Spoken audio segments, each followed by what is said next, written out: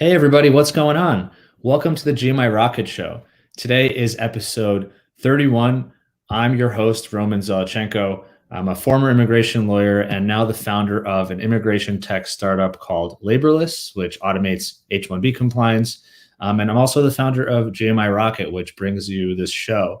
I'm really pumped for today's episode. We've been doing a little bit more sort of relocation and global mobility tech lately, and not just strictly kind of the immigration side of things. And it's really interesting to me to talk to folks in this kind of broader industry because, as an immigration lawyer or anybody in the immigration industry, we often think about, all right, we'll get someone their visa and then they are kind of good to go, right? We're done with the process. But the immigration process is just, or the piece rather, is just part of a broader immigration, global mobility, relocation process. The person has to leave their existing home and go through this visa stuff, move somewhere else, find a new home, acclimate and settle into their new place. So there's all this stuff that happens before and after the visa, and there's cool tech around it. So today, our guest is Nitesh Mehrotra. He is the CEO and founder of SixWallz, which is a tech platform that basically allows people to find the perfect neighborhood for them when they're moving to a new city. Now, it could be international, it could be domestic, it could be sort of the state right over. But the idea is, when we move, we want to live in a place that's going to be great for us. And so Nitesh's company, SixWallz, helps with that. We're going to get into Nitesh's story, how he was relocated himself and sort of with all of his years of engineering background, ended up launching a platform that effectively solved was a solution for a problem that he had and experienced. And then, of course, we'll hear about what SixWallz is up to today and where things are going in the future. So with that, Nitesh, thank you so much for joining and for being here and for sharing your time on the Friday afternoon. I don't even know what day of the week it is anymore. Yeah, I know. Thank you, Roman. Really excited to be here. Awesome. And you are, so I'm in New York City. You are in Massachusetts. Yeah. You're in Boston, right?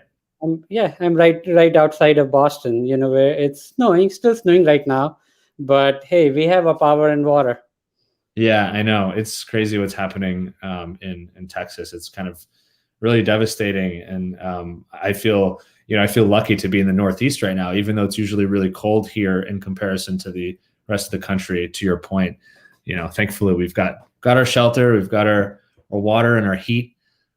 Yeah, and it's I've been speaking with a lot of friends in Texas, and yeah, I mean, our heart goes out to them. Yeah. I mean, but I'm sure most of the people I'm talking to, are getting out of it, so yeah. Absolutely. And I obviously hope for the best for them, and we'll get through this. We definitely will. And it raises a good point. I mean, you said you talked to friends in Texas. I'm sure you know people around the world and around the country, around the world, right? In the global mobility space. I love always starting off with kind of the background of the person. I mean, we'll get to what you're doing now. We'll get to what you're building. But there's always the question of like, why, right? Why did you build what you've built? Why are you solving the problem that you're solving? And of course, how you went about doing that. Before we do that, for folks who are watching, leave us some comments, drop your name in the comments, where you're from, tell us who you're representing, where you work, etc. And then of course, as we go on through the conversation, please ask Nitesh questions. The idea is for us to get as much value out of these conversations and to, of course, do as much as we can for listeners and viewers. So Nitesh, you're in Boston, and I know you studied engineering for as an undergraduate. You got a master's degree in engineering, and then you kind of went back to school. We'll get through all of that.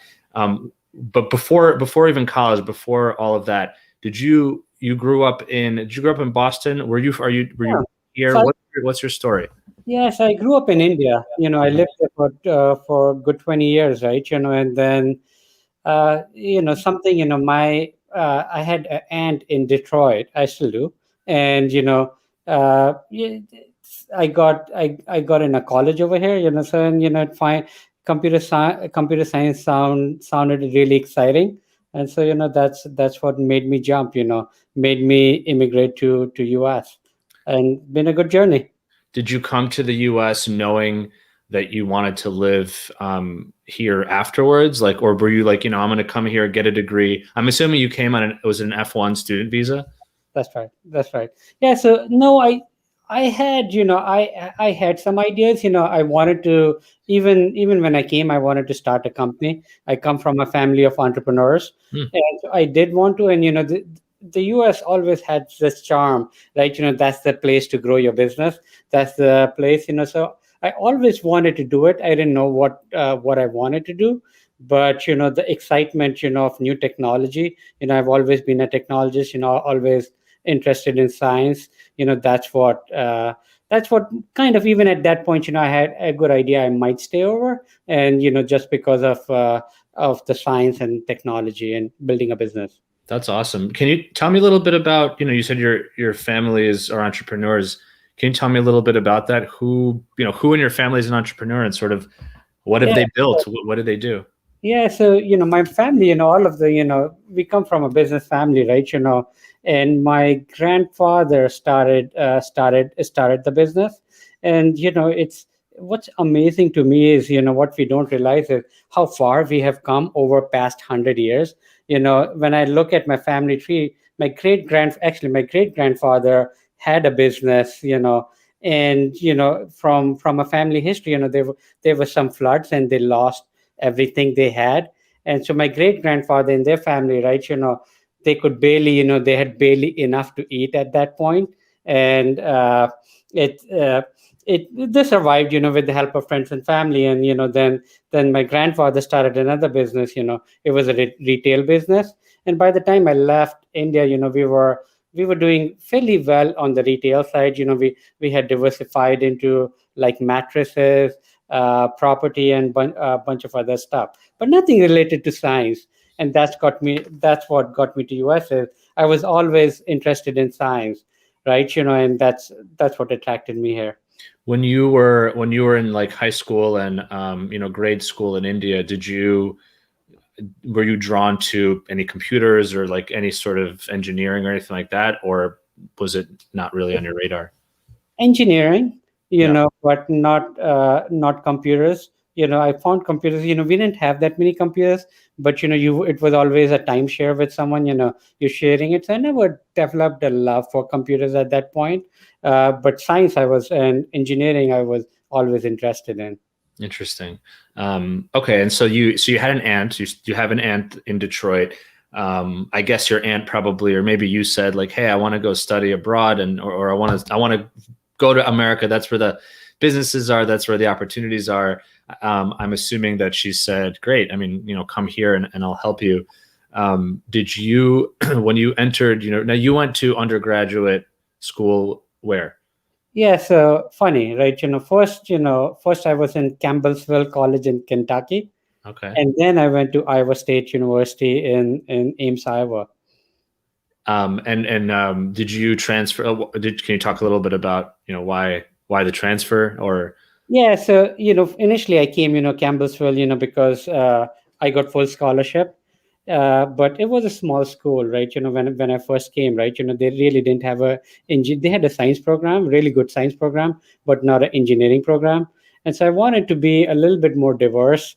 Mhm. Uh, Funny, you'll say, Iowa being diverse, but hey, the college towns like Ames was really diverse, right? A lot of much bigger school, 25,000 students, a lot of people from a lot of different countries, and they had a very good computer engineering program. And computer engineering tilts more on the hardware side. And the funny, I started there because of computer engineering, and they were rated well, but I figured out, I'm not a hardware person. I want to be in software, so I switched to software. Wow. Okay. So it was during college when you realized, okay, I want to actually get more onto the programming side of things rather than actually building sort of machinery. Yeah, what I was fascinated was the internet. This is the mid '90s. Yeah. That's where the internet was really booming. And the first time, I got on the internet, and it was the amazing thing. I instantly, this is going to change something. And from that point on, anything I wanted to do was something that could help me learn more about that technology. And so my story over there is, I started taking master's classes while I was an undergrad, and my biggest biggest thing was learning more about internet. How is that that built? And I was big on security even back then, like internet security, how things how do you secure the internet? And so that was the focus of my research, and a lot of classes I took, and that helped me later on. That helped me a lot later on in life. And did you focus on that because you did undergraduate, then you got a graduate degree, a master's degree in computer science as well? So this was did you go one to the other, or did you kind of work in between?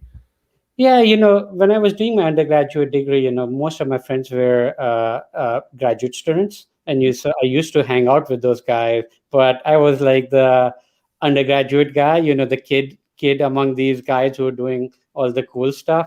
So I always wanted, so I took some graduate classes, but I was almost halfway through my graduate degree, and then I decided let me go work in the industry, and then I did my master's part time.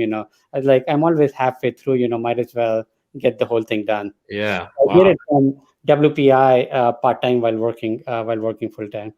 That's so cool. I remember when I was I got my undergraduate degree in upstate New York, and I took a few graduate economics classes, and they were really hard. I mean, they were hard. I mean, it's a whole different crop of students, and it's a different work ethic. It's very different. Yeah. I mean, I remember my story, during the graduation was, right, I was trying to finish off a program that was due for one of the classes.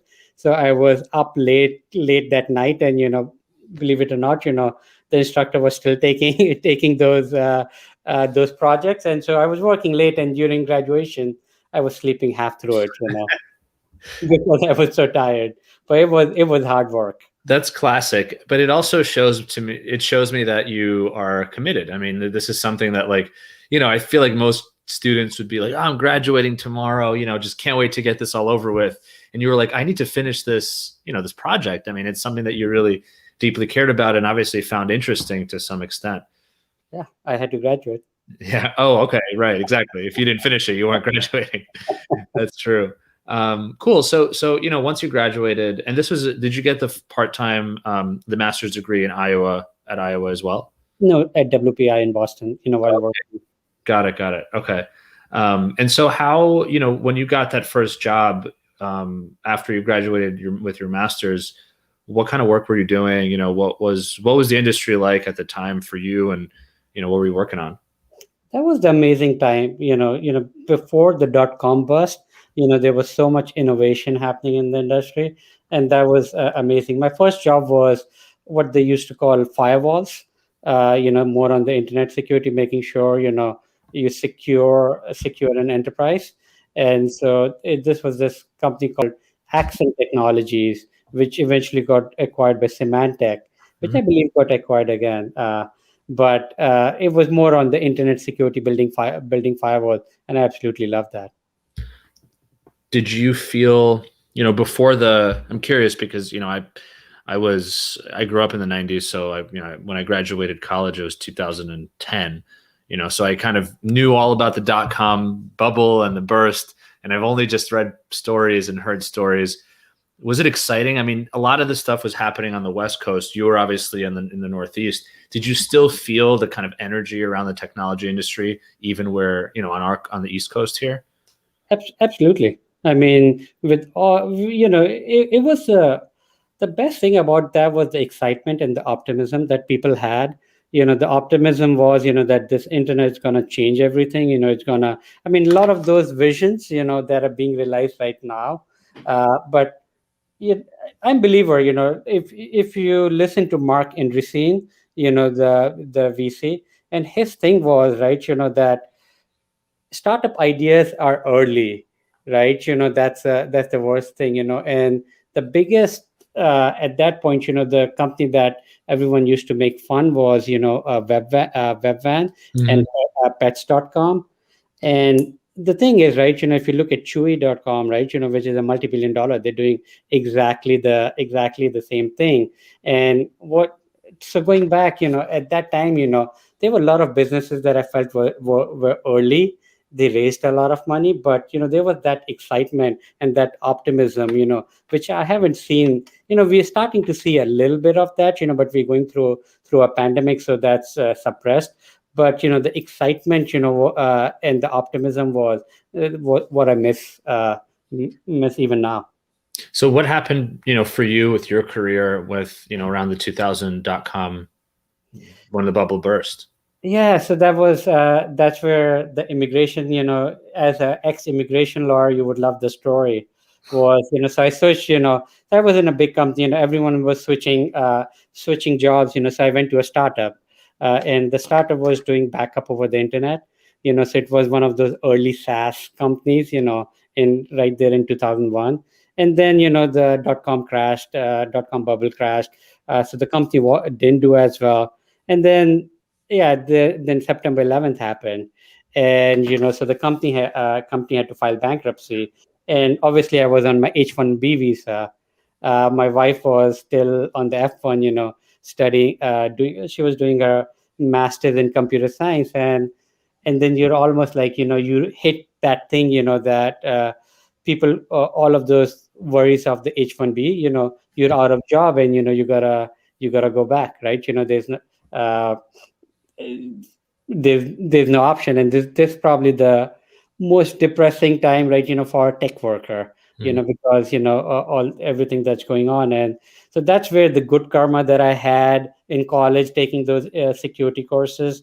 So there were these two there were two all of Cisco had two job openings on the internet security side, and that's probably one of the highlights of my professional career. I got laid off on Thursday, and Friday morning I got a job offer from Cisco. Wow. And that was amazing. Did you, I mean, how did that happen so fast? Got laid off on Thursday, you immediately applied for a job and they replied to you right No, away?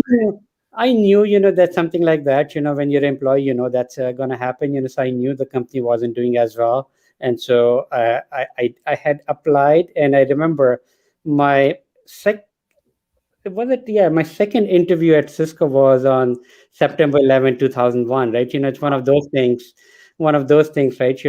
They say, probably nobody can forget, what they were doing, on September 11th, Yeah. 2001, and that's one of those things. So yeah, I knew it, so I had applied, but I didn't know if I'll ever make it, and so that was amazing, that right after getting laid off, I got a job offer. That is So That's incredible. And at the time, I mean, 2001, the H-1B visa situation was very, very different. You obviously already had it, but there wasn't this crazy, sort of H-1B cap with hundreds of thousands of people applying and worrying whether or not they would even be able to stay. But to your point, the opposite was still true, though, where if you have your H-1B and you got laid off, unless you can really quickly find another job, you basically have to return to your home country or figure out another way to stay in the US. yeah. So that's crazy. So you went from, the startup that, was closing and had eventually ended up really going under. You joined Cisco, which is a massive company. I mean, still continues to grow to this day. And you stayed at Cisco for a long time. I mean, over a decade, I think, right? Yeah, I loved Cisco, right? I loved, I mean, when I was starting up, I was internet, was the thing, and how it worked, and early on, Cisco was a company that built, most of the internet traffic went over the routers, and I'm sure, as we're doing this conversation, some bits of this conversation are going over at least couple of products that I've worked on at Cisco at some point. That was the amazing. But the good thing about being at a big company, I think I switched jobs 4 times, and there were 4 completely different businesses that I worked with, and that's the part I loved about Cisco. Till I started my company, SixWallz, I was still at Cisco, so I was there almost 16 years. So can you talk a little bit about just your career within Cisco? I know, like you said, you had a couple of different roles. You obviously came in as this sort of network or internet security specialist professional. You grew over time. I mean, towards the end, you were working on kind of the global side. It sounds like, and I'm curious to know how did your career progress, and what were you thinking? Because I have to imagine that whether or not at the time you were consciously thinking about it, maybe you were subconsciously thinking about it, you must have been accumulating skills so that eventually once you kind of have the idea that's the one, you're going to leave the job and so what was it like over the course of your career at Cisco? What are some of the things that you picked up along the way that helped you eventually when you became a founder? Yeah, I mean, so I talked, I did through Cisco, right? That's when I did my MBA. And so initially I started more on the security side. Mhm. I loved security, I still do.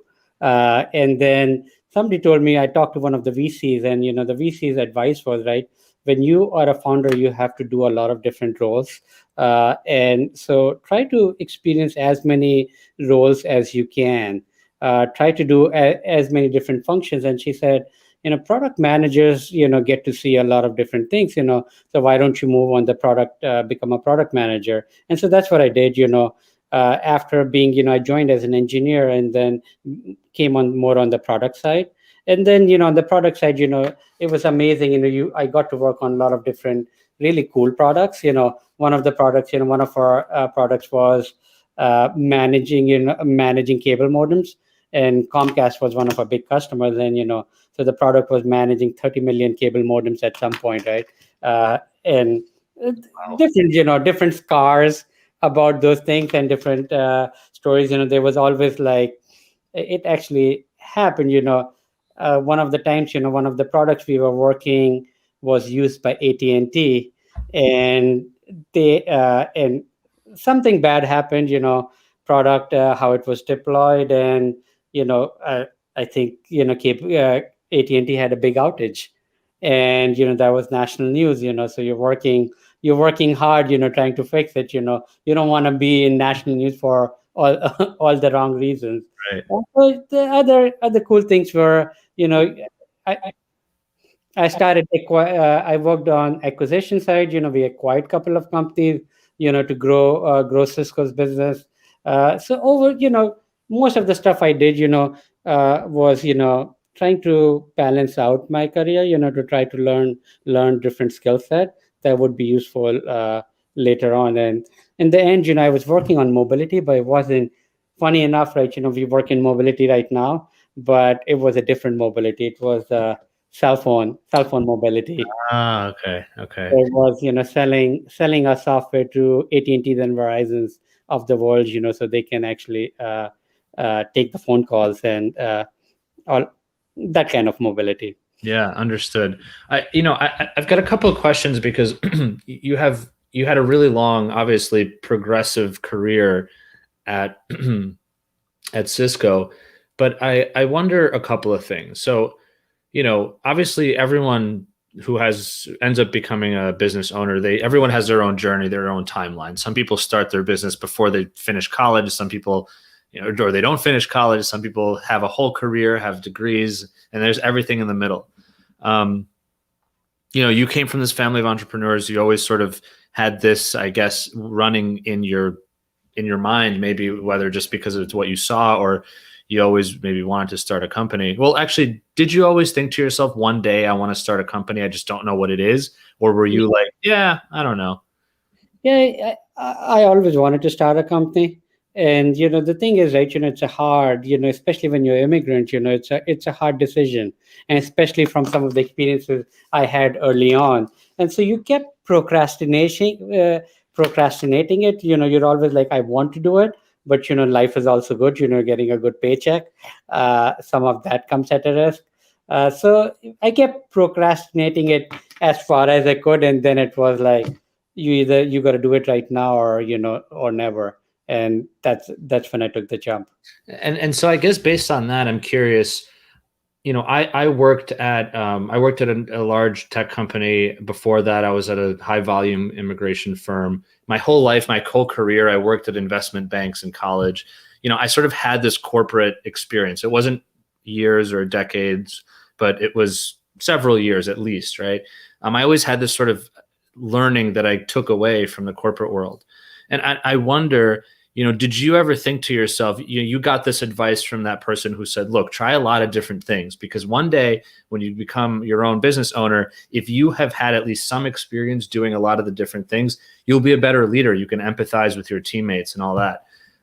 Do you think, and maybe you don't know, but I wonder, do you think any part of you kind of held on to the Cisco job for as long as you could so that you can get all these different types of experience while you were there, and then you eventually broke off? Or were you just like comfortable, Yeah, I was looking for the right timing. Before even starting the current company, I was trying a lot of different ideas, and none of them, you never felt passionate enough about it, right? One of the things about starting a company, you gotta feel that passion. You gotta feel this is the thing that I wanted to work on, and I never had that until this idea, and so I was waiting for that passion or waiting for that idea, where I felt uh, I could, commit next 7, 10 years of my life to the idea. And in hindsight, I feel like, I was overanalyzing it.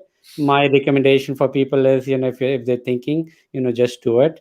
Don't overthink it, because once you're doing it, you learn a lot of different things, so I overanalyzed, I waited too long, but I would tell other people don't do that.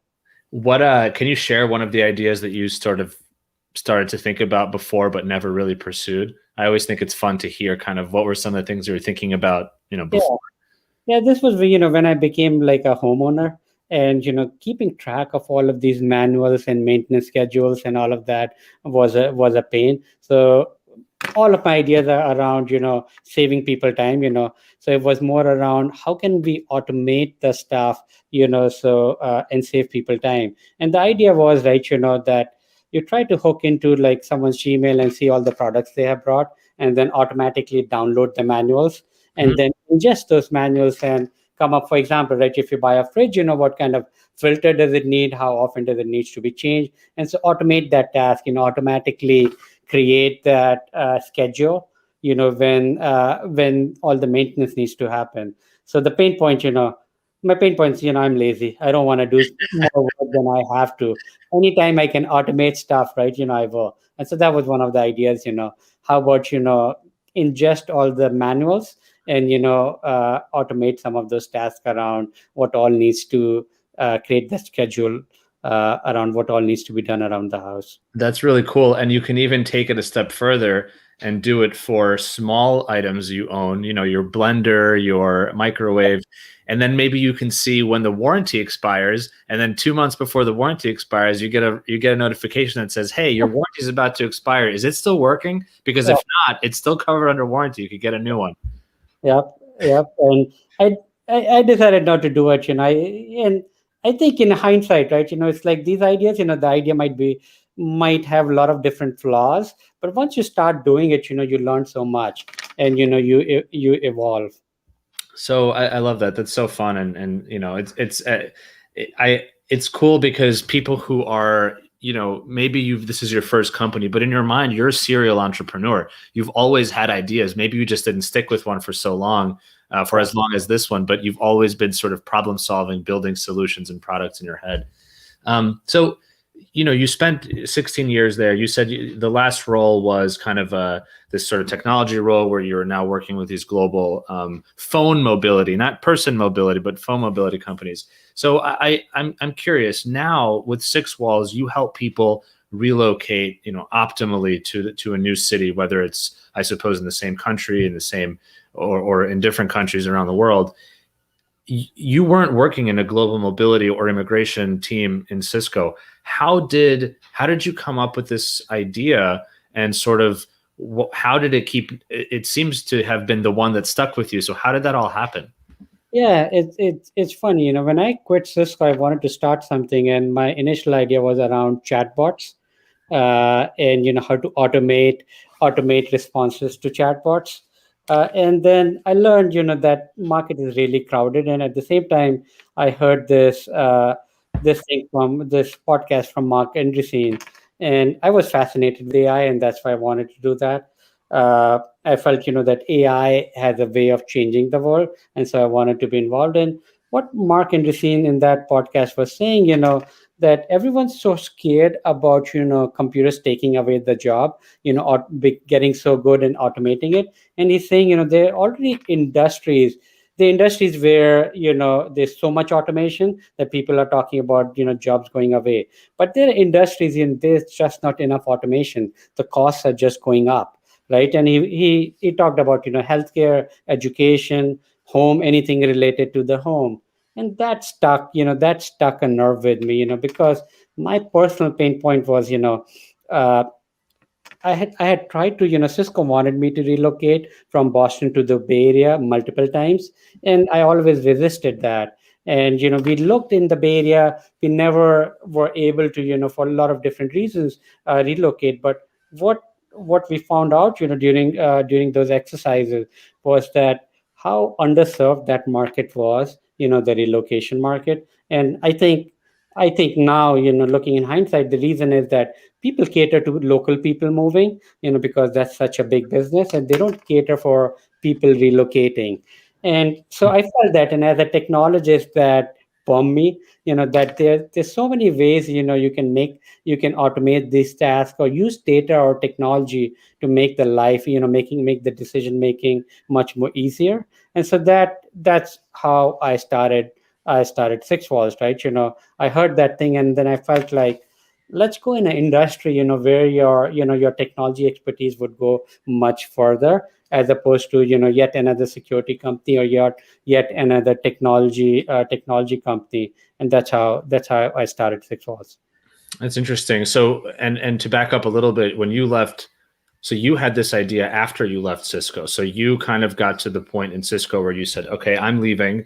I need to take a break. Whatever your thinking was." But you didn't necessarily have a plan at the time you left your job. Yeah, I did not have the plan to start a mobility business now. Right. Wow.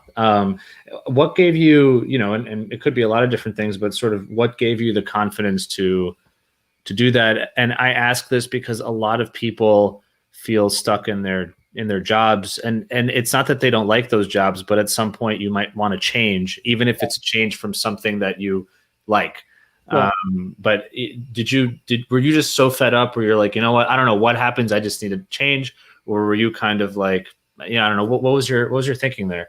Yeah, my thinking, so it was much more practical. So we had saved up, enough money, that I could be without a job for a while. My wife had a good job, but more importantly, my kids. I have twin boys, and we were paying, childcare costs, which are fairly high. When you have two kids going into daycare, and they had just entered the public school system, and so our costs, from childcare went down significantly. And then it was like, you got to do it now, right? When your costs are low, and when your kids are somewhat young, and you have the time. And so I was a little bit too practical about it, but yeah, that's the timing was right for me. Yeah, no, listen, everyone does it for their own reasons at their own time. And I think if anything, you obviously made a decision based on data that you had and assumptions that you made, and like in a way that would be comfortable for you. Because a lot of times people leave their job and they're like, uh-oh, now what? This is not what I expected. Honestly, that's how it happened to me. I left my full-time job, not fully calculating. I had all these assumptions about how things were going to go, and they didn't actually work out that way, at least for a while. And so it's one of those things where if you kind of work through that, it's super helpful to then not have to worry. Because if you're thinking about ideas for a company, for just to build a solution or a product, if you're occupying your mind with how am I going to pay my bills, it's going to cloud your judgment. It's going to, you don't have that sort of creative freedom. Yeah, no, but people figure it out, right? I think, I know a lot of good entrepreneurs, who just got completely fed up and left, and they came up with good ideas, right? They came up, I think a little bit of pressure does help. That helps the creative users. Just like you, so you figured it out, right? So I'm guessing a lot of people like that, right? Yeah, absolutely. Okay, so you left your job. You had this you were thinking about different things. You fell on this idea of not going into a saturated market and being just another security company or another chatbot company, but instead really looking at an industry that is still quite manual or traditional, or perhaps not non-technological, if you will, and seeing how you can inject a little bit of technology and automation into it. Now, of course, the challenge of going into a crowded industry is that it's hard to capture market share, but it's easier to sell your vision. I mean, people already understand it. The flip side of it, which is going into an uncrowded industry, is that, okay, you can maybe get market share a little bit easier, but you have to convince people that automation even makes sense because there's a lot of pushback. So I'm curious, at this point, you're starting this idea behind SixWallz to help people relocate and really find a place that they love to live in is starting to kind of percolate in your head. What are the first steps that you took to do that, and sort of how did you formulate the idea behind the product? Yeah, so we did a lot of research. We, even before we built any product, right? I went to a lot of ERC conferences. Mm-hmm. I went to a lot of real estate conferences. I went to a lot of conferences, talked to a lot of people. And even then, right? The first product that we built, that was a complete mess. And one of the things that I learned exactly, I learned it the hard way, that you so intuitively and so articulated it so well, is that going in a crowded market, you're not creating a new industry. The biggest challenge for us is, we're creating almost a new category, and the category is, neighborhood search. Typically happens manually, and for most people, if you're moving within 15 to 20 miles, that's fine. And the new category that we're trying to create is, using tools and using software to help figure out, what's the best location for you, or what's the best place for you to live. And anytime you're doing a new category, the education piece, trying to educate the industry, trying to educate the users is hard. And we hit into that, right? And sometimes, the first market that you go to isn't the right market. And so that happened. We bounced around a lot of different markets for that. So for initially we started with relocation. We had some success in relocation. We had a little bit more success in recruiting. And the recruiting pain point is that a lot of people decline joining a company because of the location, and a lot of it is pre-COVID as well. Before people work from home, is that when you're relocating, right? You're looking. It's very hard to project your lifestyle at a new location. It's extremely hard. The amount of research you need to do is hard. So the success that we had with recruiting was that even before people want to apply for a job at a new location, they want to see what the lifestyle would be for that new location. And so that's what we were doing, right?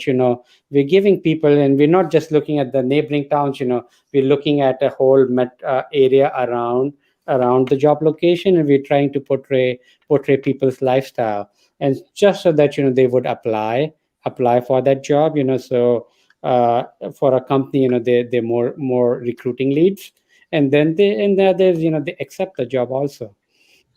Even before relocation starts, getting to apply at the company and then accepting the job.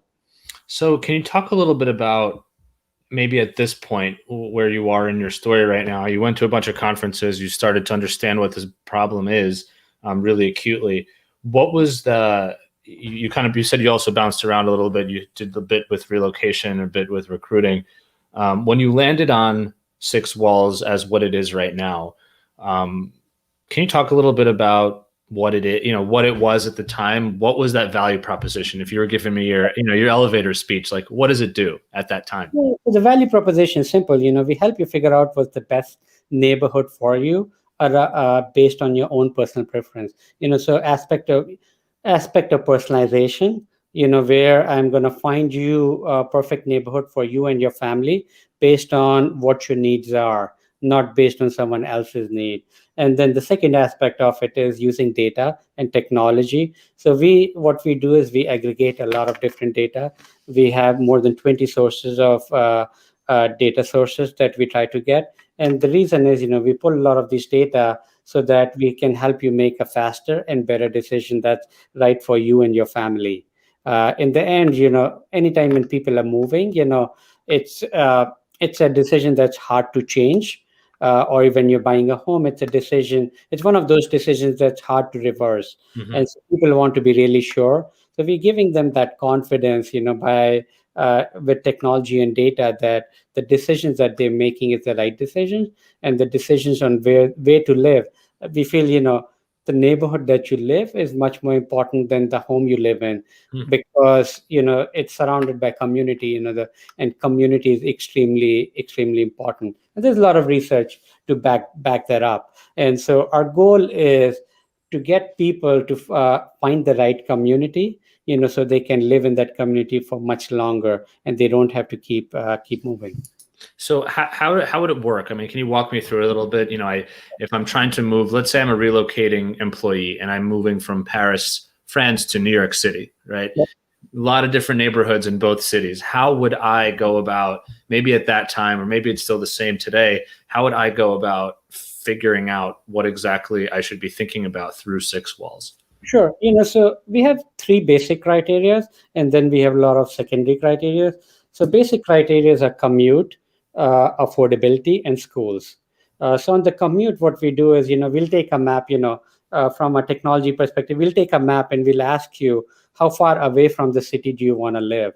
And then we'll ask you, what are the other places of interest that you want to live in? Mhm. And so most people will say, hey, with even now with work from home, people are like, okay, I can work from home 2 days a week, right? So we want to be hour and a half, or even 2 hours away from the work location. They might have multiple spouses that are working, so we will find the intersection on the map based on all the preferences that you give. And the other preferences that people have is, they want to be an hour away from an airport, or they have a museum in mind, they want to be that far away from the museum or relatives, and we'll do that work for you, so you don't have to go look in the Google Maps and to try to find that. So the first thing we do is find the intersection based on commute. Then we look at your affordability criteria, whether it's renting or buying. Which towns can you actually afford and have a higher probability of either renting or buying a home? And then we look at schools, and then we look at a lot of secondary criteria around crime, around amenities, around restaurants, around places of worship. And then we'll based on all of that, we'll say these are the towns, that are your best bet based on the requirements that you've given us. And then people can then go try to research those towns. So that's where our automation ends. And that's where we feel, that's when people need to talk to other people, to get a sense of the culture, whether they're destination consultants or real estate agents.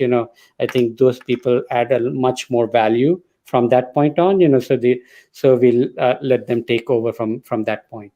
So that's awesome. Thank you for sharing that. We've got a question here from Josh Shacknow, who asks, I wonder if you could talk about how you found your first few clients while building your tech tool. And I think maybe a question for me that would precede that would be, who are your client? Who is your target market? Is it the individual who's doing this relocation or the move? Is it, if it's coming through a company, are you working with the HR provider that says, hey, we've got 10 people moving from, Tulsa, Oklahoma to Austin, Texas. We need you to help all of them find the right neighborhood. So how did you find those first few clients, and then sort of who are those clients for you? Yeah, so the first few clients, the funny thing is, our first client was in recruiting, it was a tech firm, that was growing really rapidly. So we got introduced to them through our network, and their pain point was, again, the recruiting pain point. They were trying to hire, I think, 1,300 people in Boston, and they knew they cannot, the local labor market wasn't big enough, so they had to relocate. So they wanted to use our technology. So the first few clients were through our network. That's how we found.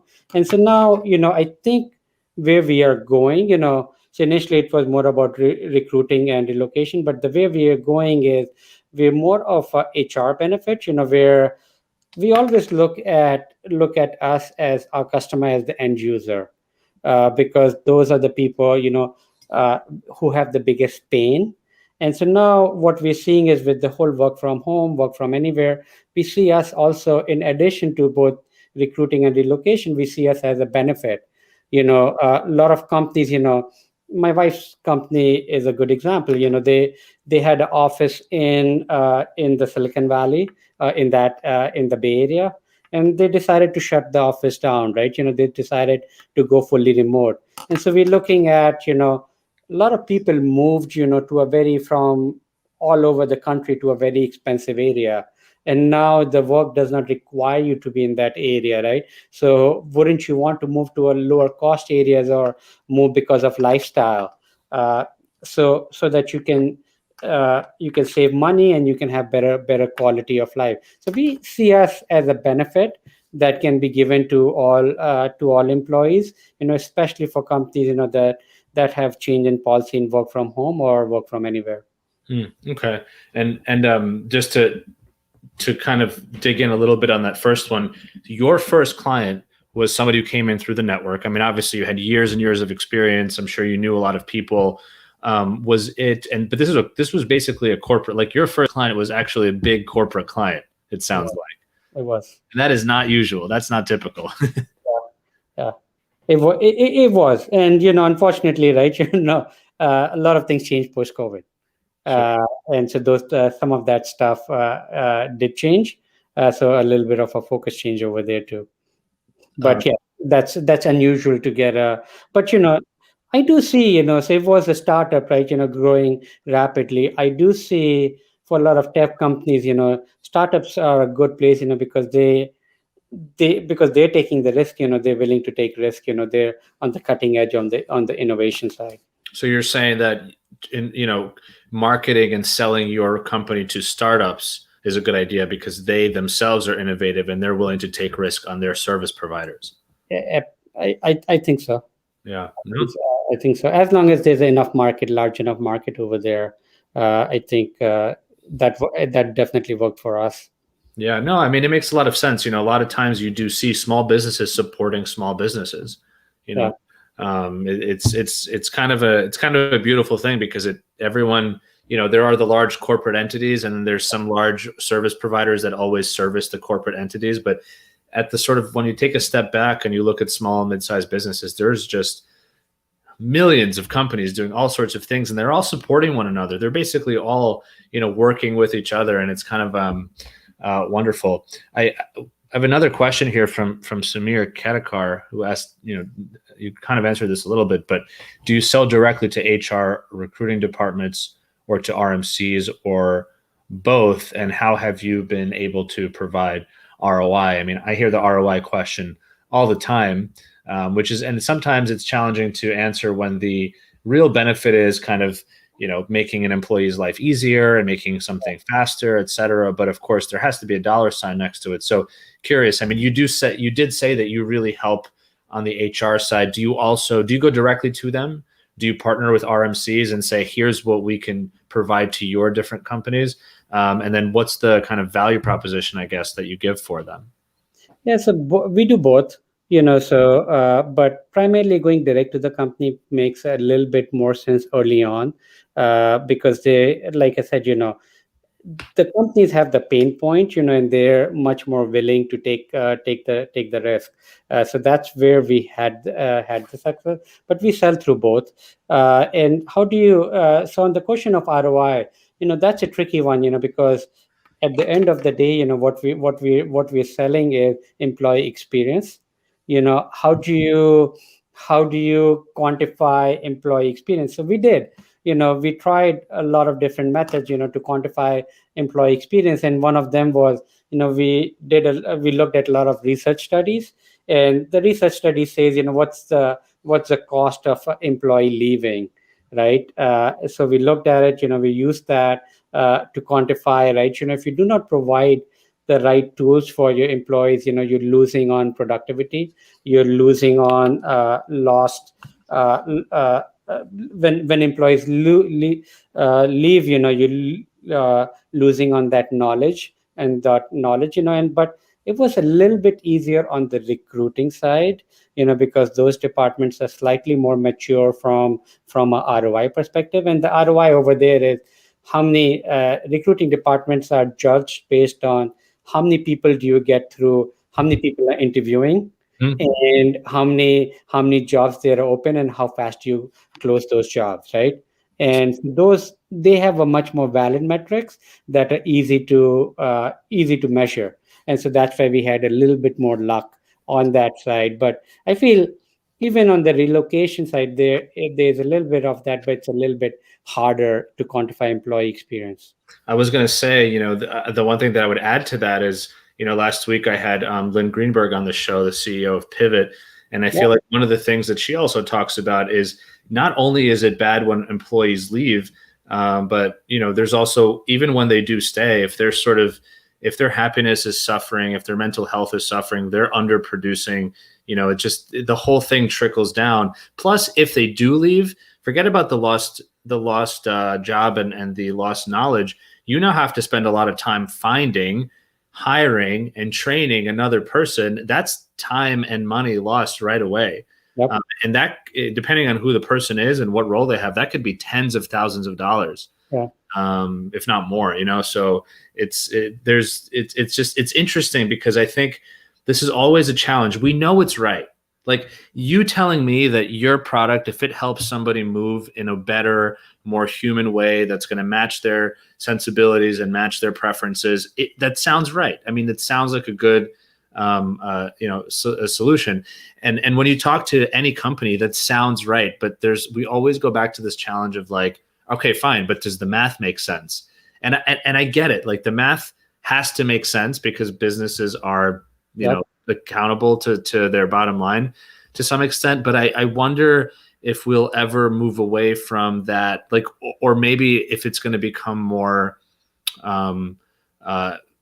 acceptable to say, look, if there's a threshold of $30,000, I'm just going to put a number out there, $50,000, $100,000 a year for a vendor. That's our threshold.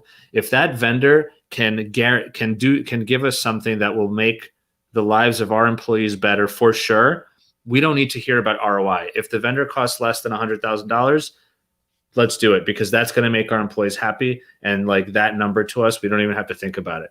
Yep. I mean, I don't know. Are we ever going to get there? Like, where do you think it's going to go? I think there are a lot of HR departments that do that, and I think they're always early adopters. They don't care for cost. If you go to some of those early tech companies, a lot of tech companies, or any company, right, where the cost of labor is so high, the cost of employee leaving is so high, they don't care. They just want to provide, and most HR departments have discretionary budget, and those are large, right? To improve productivity and do stuff. So I do feel, as a business owner, you need to start from the early adopters, and early adopters are those companies. And once one company does it, there's always those followers, So the pre-COVID days, Google providing, lunches, free lunches and free dinners, right? I wonder, what's the cost for that, right? That's not cheap, right? But if you go into in the Bay Area, right, pretty much every company, every startup that came up, over the last 10 years did that. Why they did that? Because that's become the standard. So it's not even the 70,000 or 100,000 threshold. It is, how can you make that benefit a standard, right? That the employees are asking for it. And if the employees are asking for it, you've won half the battle. Yeah, absolutely. And I guess this actually brings us to our another question here, also from Samir, asking, what are your top 1 or 2 marketing strategies? And the reason I think this is a perfect question right now, because if, to your point, if we're going to have employees asking for these benefits, that means that number 1, these employees need to know that these benefits exist. Yeah. And number 2, they need to be convinced that these benefits will help them in some way. And that means educating them. That means putting out information about who you are, what you do, how you can help them, et cetera. So how do you do that? I mean, how do you tackle marketing for SixWallz, where you're kind of providing definitely a positive service, but within the whole scope of the global mobility journey, or the mobility relocation journey, it's kind of it's a sliver, right? Yeah, so we're using like a two-pronged approach. On the first marketing strategy we're using, we're trying to use the same strategy used by Slack and Atlassian, which is give your product for free for the early adopters. Give it to the users. Let it get enough base that people, that employees are asking for it. So we're going through a lot of strategies. Where we let the people use. Employees use a product. If they come directly to us, we let them use it for free. And the idea is, so that, spread the word around, that is your acquisition cost. I mean, somebody running, for us to run the software, the marginal cost is really, really low. But the cost of the acquisition of a user acquisition, customer acquisition, much high. And so if somebody found you and, we're spreading the word through SEO and a lot of different channels, where we let them use it. So that's one strategy that we use, to spread the word around among employees. And the second strategy is more around the voice. I think one thing that gets missed in our industries is people are moving because of a benefit to them. They're moving because of a better lifestyle, better paycheck, or because something in their life is improving. And if you look overall at the industry, the value proposition that we talk about is more around more slightly more bland. That we are dependable, we are trust, because moving and immigration are such a painful process. But one of the things we're trying to do is make it a little bit more bold, more exciting. Talk about all the benefits when users actually do move. So the strategy is differentiate yourself on your marketing tone, right? Where you're bringing a little bit more excitement, in your messaging. And how do you mentioned SEO and ads. So I mean, you're running Google ads and Facebook ads and things like that. Yeah, so we do so we go direct to consumers as well. So we have another brand called NextBurb. Where we have let people use some part of these technologies. For that, we do SEO, and then we'll start experimenting with the ads as well. That's awesome. And it's NextBurb.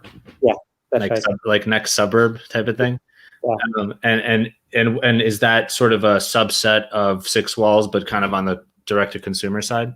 Yeah, that's using our SixWallz technology and direct to the consumer. Okay, and the difference there is that here it's a little bit more of a B2B, where you're working within the context of a person relocating for a job. Yeah, so what we feel, right? If you look at the data, right? The number of people, if you look at the census data, census gives 4 reasons why people move. Number one reason is people want housing. Mm-hmm. About 40% of the people, roughly. Second reason is around, people move for personal reasons, for family. They get married, they get divorced, or they want to be close to the family. That's roughly around 30%. And the work-based relocation is only 20%. And 10% is all the other reasons, right? So the goal is to be able to target some of these other people as well. Interesting. That's awesome. That makes a lot of sense, because it sounds like you've got this base technology that really helps people, I mean, ultimately figure out the best place to live.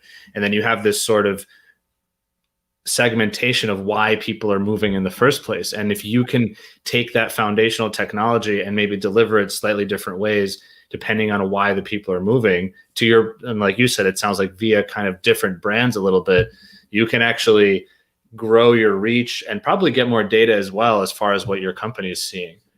Yeah, no, absolutely. That's the plan. And it helps the enterprises as well. Mm-hmm. In the sense that it matures the technology, right? Sometimes enterprises don't want to pay for the whole maturity. They want the cost to be distributed across a lot of different things, a lot of different segments. and that allows us to do that, right? You can spread the cost around more, so you don't have to charge those high premiums. You also hear a lot about more lump sum moves rather than people who are being supported along the way by their RMC or by their global mobility person. And so if it's a lump sum move and that person's going to find their tools by themselves, then maybe they're going to be working with Nextburb, but they're actually moving because of work, and so you're kind of getting a little bit of overlap potentially as well. We potentially could, and the goal is, right, that they will talk to the enterprise or the RMC, and improve the standards, so I think, for all the startups, whether it's Lynn, whether it's Roman, it's you or me, what we want is, we want to raise the standard. We want our users to ask for better technology. Right? The biggest risk to our startups is that when users do not ask for better solutions or better technology. That's the hardest for us, right? So anything we can do, to educate the users and improve the standards, I think that's good for everyone. What do you think has been, I'm curious, because it sounds like, you left your job, you're building this company, you're clearly solving a pain point, and you now have this interesting pivot, or not pivot, but you kind of have doubled down, and you have these two approaches to the industry. But I don't know, have you had what's been challenging for you along the way? Because it sounds like it's just been a perfect ride from day one. I mean, I wish that was true, right? I think COVID, for everyone changed everything. I mean, we were going after the tech companies, and COVID happened, and everyone's working from home, and that's what made us pivot a little bit, and also experiment with Nextburb, and try go direct to the consumer as well, and it's hard. Right, trying to learn, trying to straddle towards is extremely hard. But you look at all the good big enterprise companies.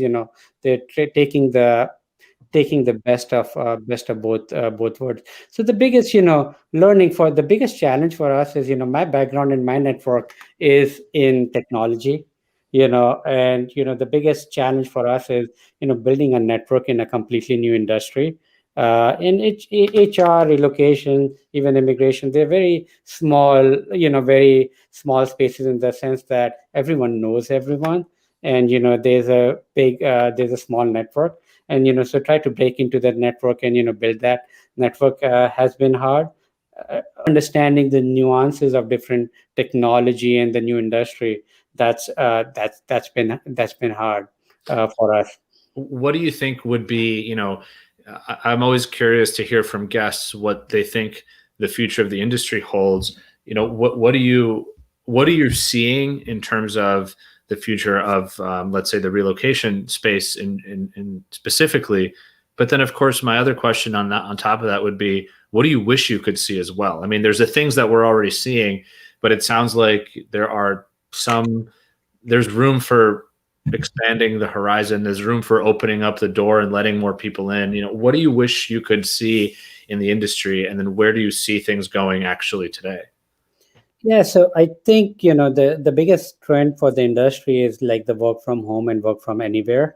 That is by far. I do see that work from people relocating for work is going to decrease over time, and people. It's not that. So people, people are thinking, whether should I figure out where to live first, or where should I work, and then make the second choice. So far, it's always been, people think about work first, because job opportunity and where you live are so tied together. And I think that would change. People will start slowly thinking more about the lifestyle and all the other reasons for relocation, or personal relocation, and then they would think about work, right? Trying to find, because when we talk to users, what we see is, they feel, especially in the tech industry and some in the industries that you can work remotely, we feel, they decide to move to a location, and then they'll find a job that will allow them to do that, or try to find a job. So I do see people moving for other reasons. But I do see overall, roughly, if you look at number of people moving, roughly 10% of the US population moves. I think it was pre-COVID, the last set of numbers we have, I think it was 9.3% or something like that. And that's been the lowest in like 50 or 60 years, whenever our records have been keeping. I do see that increasing. The number of people moving, because of COVID, because of global warming. In fact, one of the VCs, Fred Wilson, said, they expect more people to be moving because of global warming. Mhm. Uh, and so I do see more number of people moving. And so from as an industry perspective, from HR perspective, I do feel they need to have a bigger tent. They need to think of relocation as an employee benefit, not as something that just happens after recruiting, right? So that should happen anywhere, at any time, right? Because you want your employees to be happy, and when they move to better areas, right? It's you're gaining. You're gaining, whether it's on, if it's a lower cost area, you're gaining, or you're getting a presence in an area that you did not have. So I do see, as from a trend perspective, I do see those things would happen. What would our biggest wish list be? My biggest wish list would be, that people ask for better technology. People don't get used to the, for the lack of better word, really old and crappy technology that they've been using, right?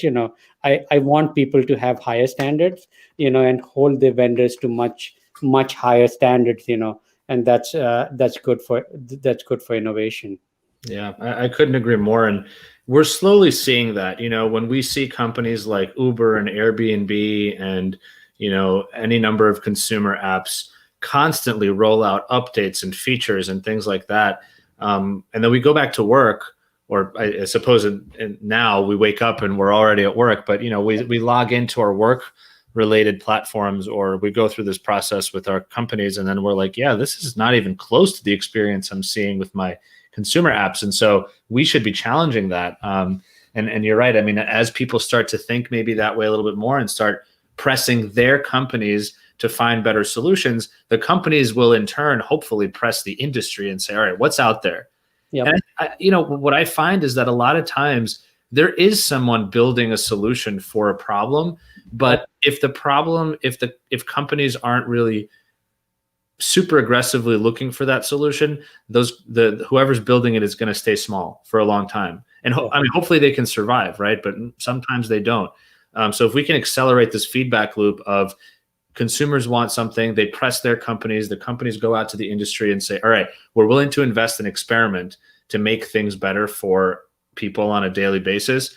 I hope that that's going to, move our industry forward.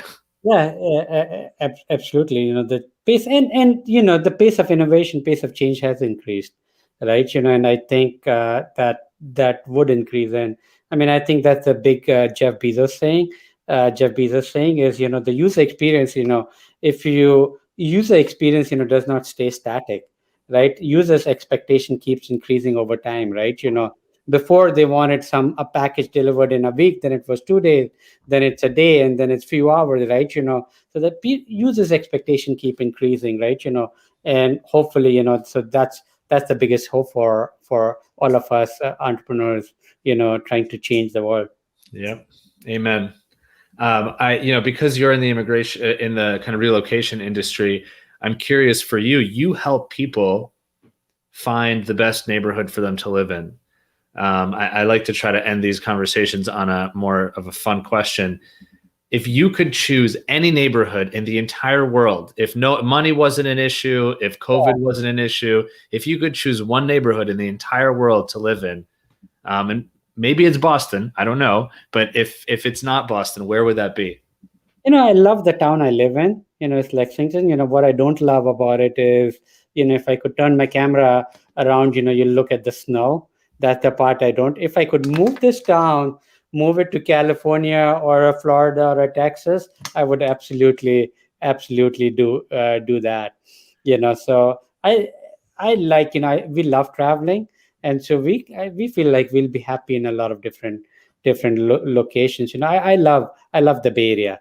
I love the enthusiasm. Even though people are moving out of there, I wouldn't hesitate to move there just because of the vibrancy, the diversity, the climate, and the enthusiasm and optimism. I love that. Yeah, I've been to the Bay Area a few times, and it is all of those things, and a decent climate too. It's never too cold. It's never too hot. It's quite nice. Yep. Cool. Well, Nitesh, thank you so much. This was such a great, interesting conversation. Thank you for sharing your story and everything you've built with SixWallz. I think this makes so much sense as part of the relocation experience. The industry is already kind of working on some parts of it, the immigration side, the document storage side. But let's remember that once these people arrive, these mobile employees and their families, they arrive to a new city, let's make sure that the life there moving forward is good. And part of the way to do that is to, of course, make sure that they're moving to the right neighborhood. So I think this is just an awesome product. And I wish you all of the best success after COVID lifts. Let's get people moving again. Absolutely. Thank you. Thank you so much, Roman. It was exciting and so much fun talking to you and interacting with the audience. And I love, all the stuff that you've been doing and all the engagement on the LinkedIn and all GMI Rocket and all the stuff that you've done. Really appreciate all the hard work that you put in all of these things. Thank you. I appreciate that. Thank you so much. Have a great rest of your weekend. See ya. Awesome. Well, thank you everybody so much for watching and for joining. I really appreciate you sharing a few hours of your Friday afternoon or wherever you are with us. I hope that, as Nitesh said, we do start to push the industry forward a little bit by, I suppose, demanding better and more from our employers and from our service providers and sort of pushing this industry forward. I mean, at the end of the day, we've got rockets that are flying into space and returning back on Earth. We have the technology. Let's take some of that technology, move it into our industry, and really see how much great things we can build, how many great things we can build, and how much good we can do. So appreciate everybody. As always, I appreciate your time. I appreciate your engagement and your support. If you're in New York or in the Northeast, stay warm, stay out of the snow, or stay in the snow, but wear warm clothing. And see you next week. Peace out.